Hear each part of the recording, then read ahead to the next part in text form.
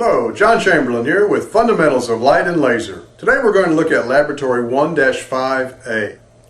In Part 1 of this lab, you're going to measure the Fraunhofer diffraction pattern from a pinhole. One of the conditions for that to happen is that we must be far enough away from the pinhole with our screen. And to do that, we'll use equation 516, which says the distance from the pinhole to the screen must be greater than 100 times the area of our pinhole divided by the wavelength of light that we're going to be using. We're going to use a green laser pointer for this lab because it has a little bit more intensity than our helium neon laser, and it'll make the measurements a little bit easier. So for that case, we say that Z must be greater than 100 times pi over 4 times the diameter of our pinhole. We're going to be using a 50 micron pinhole. So that would be 50 times 10 to the minus 6 meters squared. So pi over 4 times the diameter of that pinhole squared, divided by the wavelength, which for a green laser pointer will be 532 nanometers times 10 to the minus 9 meters.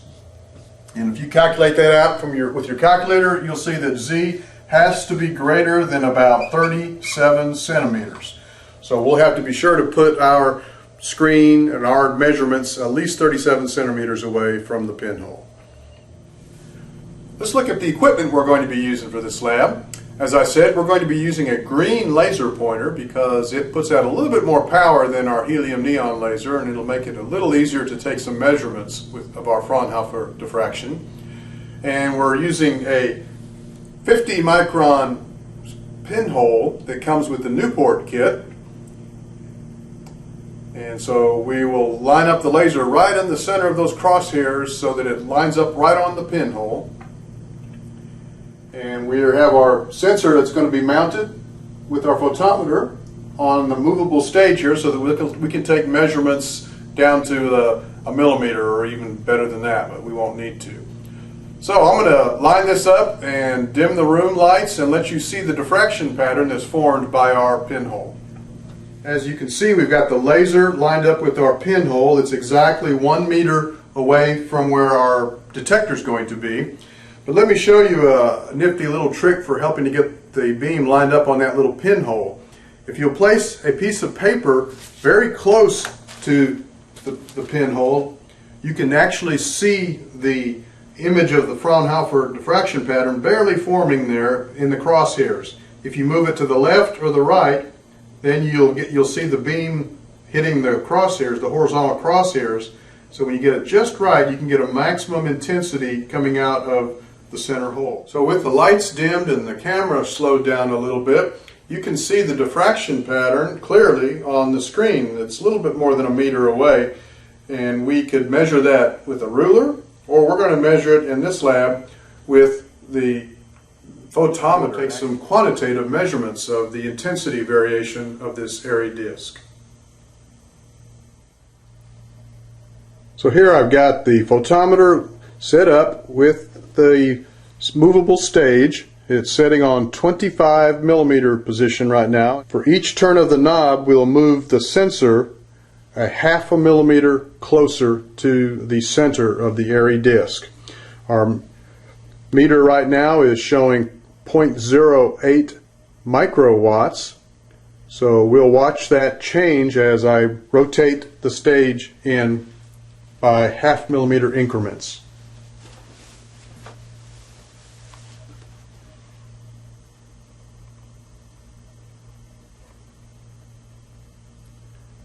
So there's 24.5 millimeters.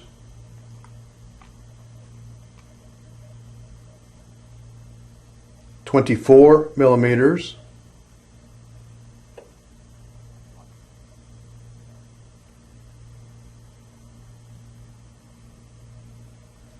23.5 millimeters, 23 millimeters, 22.5 millimeters, 22 millimeters, 21.5 millimeters, 21 millimeters, 20.5 millimeters,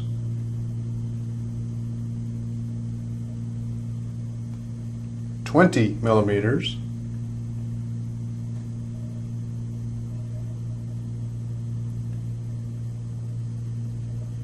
19.5 millimeters, 19 millimeters, 18.5 millimeters, 18 millimeters, 17.5 millimeters, 17 millimeters, 16.5 millimeters, 16 millimeters,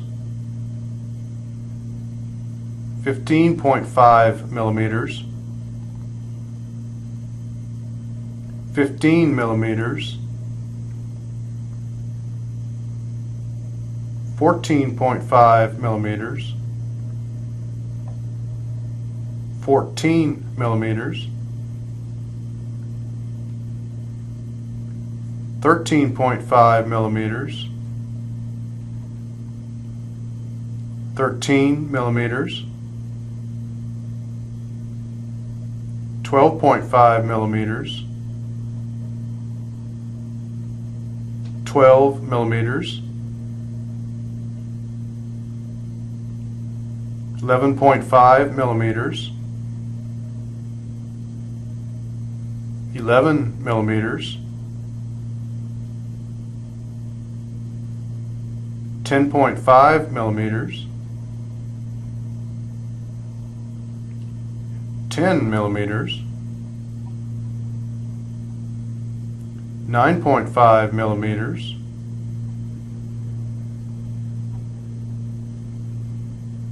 9 millimeters, 8.5 millimeters, 8 millimeters, 7.5 millimeters, 7 millimeters,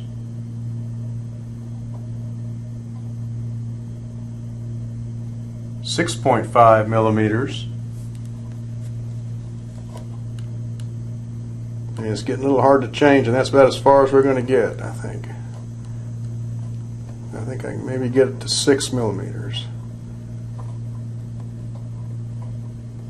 And 6 millimeters.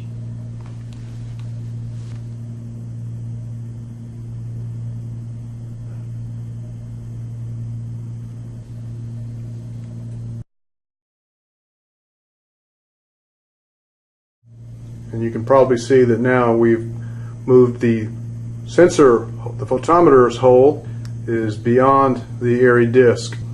So we've gone all the way across the airy disc with our photometer readings. So I'll leave it up to you to take those measurements that we've just taken and plot them on a graph, and you should see a distribution of intensity across that airy disc similar to the pattern that's shown in the textbook. Now the next part of this lab, we're going to measure the wavelength of light with a ruler. All right, let's see how that's going to work. Okay, for part 2 of this lab, we're going to bounce the laser beam off of the machinist rule, which will act like a reflection from a diffraction grating, and this will produce an interference pattern on the screen that we'll be able to measure. Now, if you imagine the machinist rule being solid black and bouncing the laser beam off it, you would just get a very diffuse beam. But if we have alternating bands of dark and light and dark and reflective surfaces, then the reflection from the multiple reflective surfaces is what is going to produce the interference and produce the fringes that we're going to see on our target. Let's look at the equipment we're going to be using today. We're going to have a machinist rule which is mounted so that we can shoot our laser beam off of it, and I've got our laser beam here, and I've got a tiny mask on there to make the beam a little bit smaller so it's not quite so broad. So as it comes and strikes the edge of the ruler here, it's going to reflect off and hit our target over here, which I'll show you in just a moment. Here you see a close-up view of the machinist rule that we'll be using to produce our diffraction pattern in this case. You'll notice that we've got two sets of marks. We've got the 30/2 of an inch, and then we got along the edge the 64ths of an inch. You'll notice as we send the beam directly past the end of the ruler like this that we'll get two spots originally, one reflecting off of the center of the ruler and one skipping right past the ruler. This will tell us where our minus Y0 is and where our Y0 is on our screen. And then from there above we will find the diffraction and interference patterns occurring as we move the beam from the center over to the edge like this. So here's what the beam reflecting off of the middle portion of the ruler looks like. You'll notice down at the bottom of the screen is the straight path through of the beam if it had not been reflected, and the top is the reflection from the top of the ruler. So you are seeing minus Y0 position and the Y0 position. So I'm going to go ahead and mark the minus Y0 position now. And we'll reposition the ruler so that we actually see some diffraction occurring. And as I move it across slowly, move the beam down into the graduation marks, you'll notice that I begin to see a real tight diffraction pattern as it crosses the 30/2 marks. But we want to move all the way out to the 64ths marks, and that'll produce a more spread of our diffraction. So there we see a diffraction from the 64ths marks. And you remember which one is the specular, the Y0? There's the Y0. So we have to keep our eye on that. And now we'll go and mark the positions for Y0.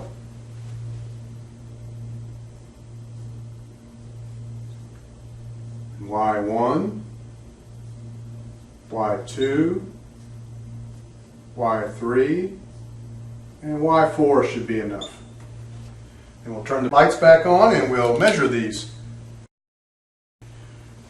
Let's find out how far apart Y0 and negative Y0 are.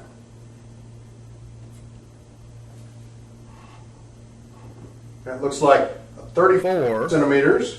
So that would say that the origin here is 0, and this must be Y0 must be 17.0 centimeters. So now we need to find out what's the separation between Y0 and Y1 and Y2 and Y3. For that I'll just use a small ruler. So I see that Y1 looks like 3.5 centimeters above Y0. So let's do some calculations with these numbers now. Y0 is 0.170 meters. Y1 would be 0.205 meters. Y2 would be 0.235 meters. So here are our measurements. We have 0.17 meters for Y0, 205 for Y1, 0.235 for Y2, 0.260 for Y3, and 0.283 for Y4. Our spacing on our ruler was 1/64 of an inch in metric, that is 3.97 times 10 to the minus 4 meters. And we were exactly 2 meters away from our screen, so that's x0. And so then if you look at equation in the text for this lab, you'll see that lambda is equal to the spacing A divided by 2 times the order, which would be 1, 2, 3, or 4, times the quantities of y sub m squared minus y sub 0 squared divided by x sub 0 squared. So let's do that calculation for the very first set of data that we've got. So A is going to be 3.97 times 10 to the minus 4, and we'll just leave off the units since everything's in meters, divided by 2. This is for order number 1. Then we're going to take y1 squared, which is 0.205 squared, minus y0 squared, which is 0.170 squared, and divide that by 2 meters squared, 2.00 squared. And if you calculate that out, you'll find that lambda is estimated to be 6.51 times 10 to the minus 7 meters, better known as 651 nanometers, which is pretty close to the actual wavelength that we know for our helium neon laser, which would be about 633 nanometers. And I'll leave it up to you to calculate the lambda estimates for the second order, third order, and fourth order data that you've got and make a comparison to the actual known wavelength for your light. For your amazement, I've also set up a green laser pointer aimed at our machinist rule, and I will mark and measure these and let you calculate the wavelength of the green laser pointer.